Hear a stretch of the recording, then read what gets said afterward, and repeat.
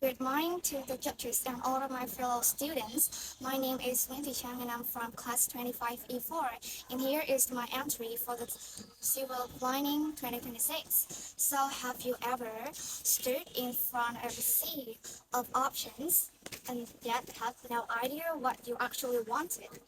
When I was little, I thought that by 20 we would have all the answers. But the truth is, the older I get, the less I seem to know, and the world only grows more complex. What I want to talk about today is something that feels very close to many of us, the quiet existential crisis of our generation. So it is not always dramatic. It is an emptiness after finishing a big deadline or feel nothing.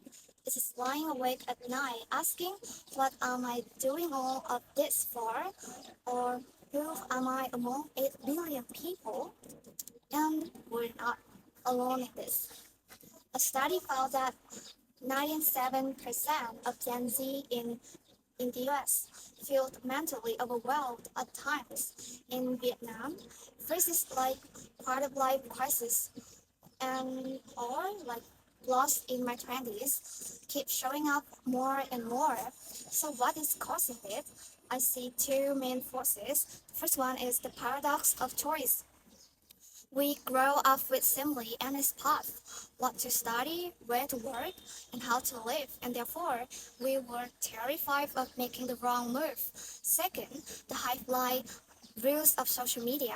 Every day we see a lot of images like 19 years old millionaires or 22 years old founders, and suddenly we start measuring ourselves against impossible timeline. So here's the thing. After like right in the darkness, I'm started noticing a silver lining. Unlike previous generations who might have been content with just a stable job and a house, we are asking ourselves some question like why am I here?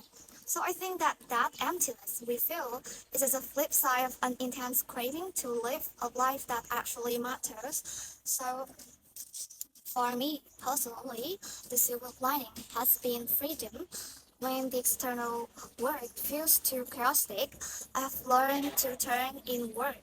So if you also like me sometimes feel lost, I hope we can all start seeing that uncertainty not as a unending, but a compass that telling us to begin the most important journey, the search for meaning.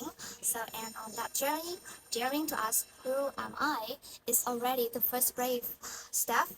So, this is all my speech. Thank you for listening.